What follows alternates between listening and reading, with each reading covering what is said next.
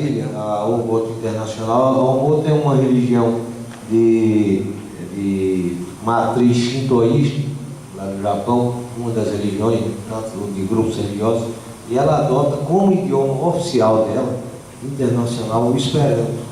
E aí lá em Brasília, inclusive, tem a sede da Ubuntu Internacia, né, que é lá no Lago Norte, inclusive. Eu queria esse registro. Mas eu queria que também, se você pudesse fazer um comentário, eu vi o tema da palestra sobre a questão ética e especificamente desse domínio linguístico.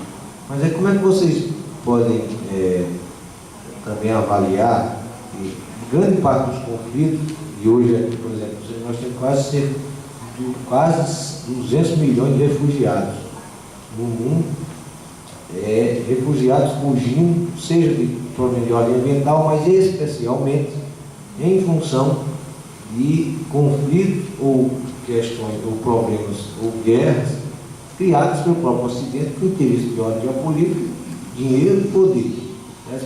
Síria é um dos exemplos, né? O norte da África também é um dos exemplos.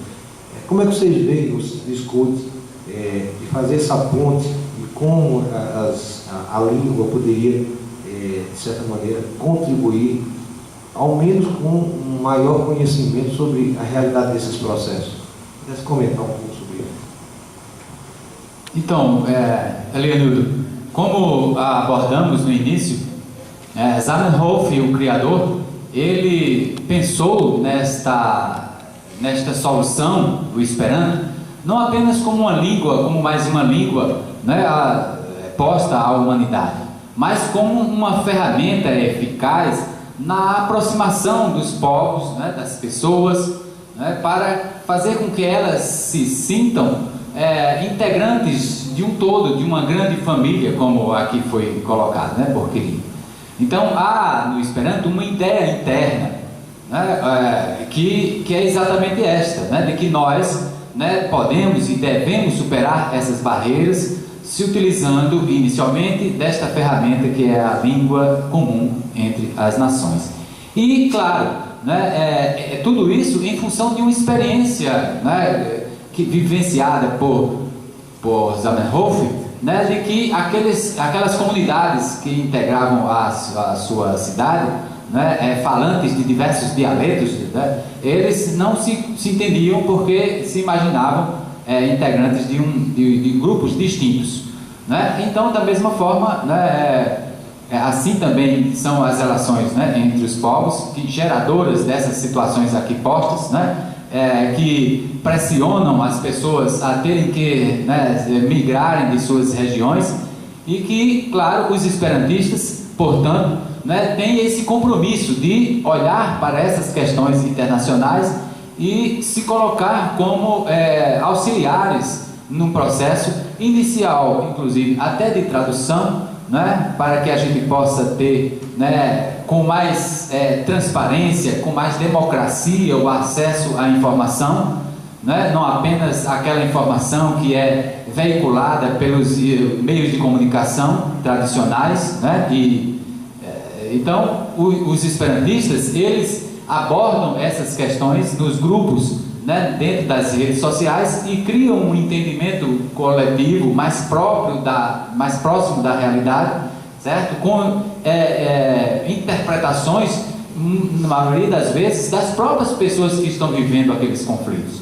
Está entendendo? Não é um diagnóstico que é feito por um terceiro, mas é a própria experiência relatada por um esperantista, certo?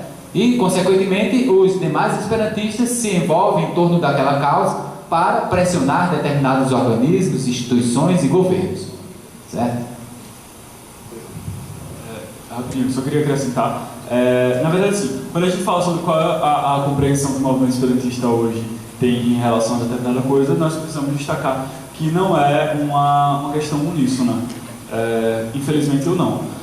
Mas nós nós partimos do pressuposto de que o Esperanto ele precisa se tornar um idioma de compreensão internacional, mas antes que ele se torne um idioma acessível a todos os povos como um segundo idioma, nós precisamos entender a necessidade de preservar as culturas que estão atualmente sendo ameaçadas por questão imperialista.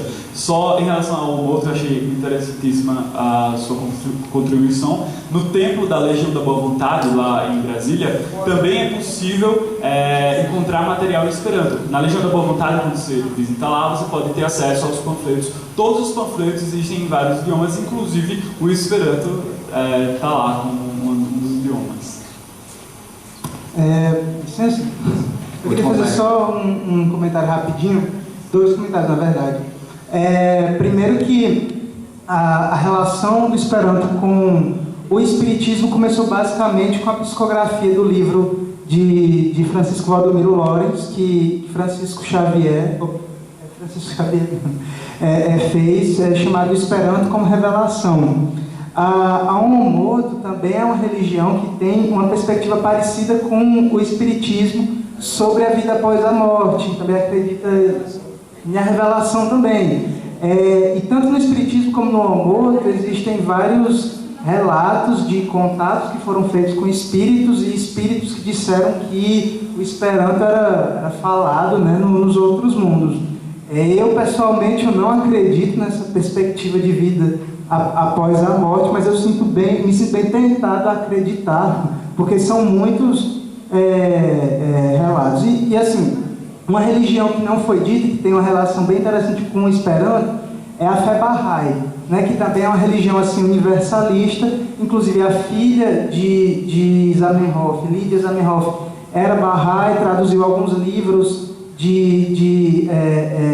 do fundador da religião. E assim, o que eu quero dizer é que são muitas perspectivas sobre Esperanto, que nesse ponto que você perguntou, a perspectiva da fé Bahá'í é muito interessante. Eles não acreditam que o Esperanto vai ser a língua internacional nem amanhã e nem depois de amanhã, porque a língua tem algumas falhas. A principal falha é ter sido criada por um homem. Os Bahá'ís acreditam que um dia, quando houvesse alguma coisa parecida com o governo mundial, vai ser feita um tipo de comissão para planejar uma língua, digamos, mais justa, né? Mas resumindo isso, eu acredito no Esperanto como eu acho que qualquer pessoa que participa da nova consciência, como quem acredita na laicidade, como quem acredita... Porque eu acredito num futuro onde as pessoas vão poder se comunicar sem barreiras, onde, né, eu não sei se vai ser essa língua que nós vamos usar, mas eu entendo o Esperanto como o embrião desse mundo futuro. É isso. A minha questão vai para a mesa. É uma questão mais simples. A minha questão é, por exemplo, a gente vê que o Quirino é um rapaz muito jovem e ele teve a oportunidade de conhecer outros povos por meio do Esperanto. Como essa aproximação que a língua proporciona permite, por exemplo, superar preconceitos, dúvidas e outras coisas que às vezes são transmitidas pela mídia. Ele teve recentemente a oportunidade de viajar para a África. Então muitas vezes a gente pensa que é bala para todo lado, é uma coisa assim assustadora. E o Esperanto permite esse contato direto com pessoas das mais diferentes nações. Como é que ele vê isso enquanto atuante de uma entidade internacional, sendo brasileiro, nordestino, e tendo essa oportunidade de conhecer mais outras realidades através da língua?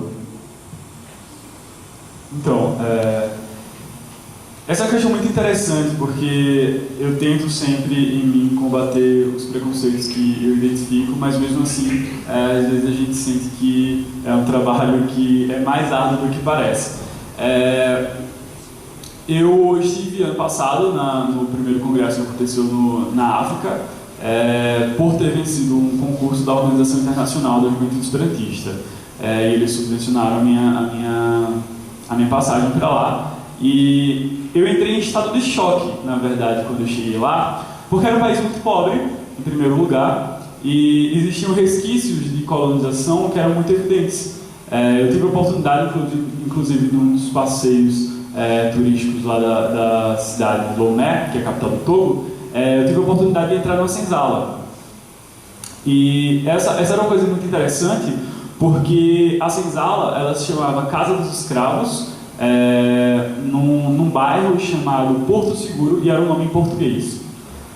mesmo que o idioma lá dominante seja o francês, o nome do bairro era em português. E aí quando eu comecei a ler lá sobre essas questões, eu descobri que aquela senzala era domínio português, domínio de Portugal, e aquelas pessoas que eram escravizadas vinham diretamente para o navio negreiro para o Brasil. Então eu tive a oportunidade de conhecer um outro lado da história do Brasil, tendo atravessado um oceano. Então a gente está acostumado a saber que os africanos vieram em navios para serem escravizados aqui no Brasil. Eu tive a oportunidade de ver eles indo. Então tive a oportunidade de entrar dentro da Casa Grande, de entrar dentro da senzala, que foi um lugar com energia muito pesada, muito opressora, e saber que os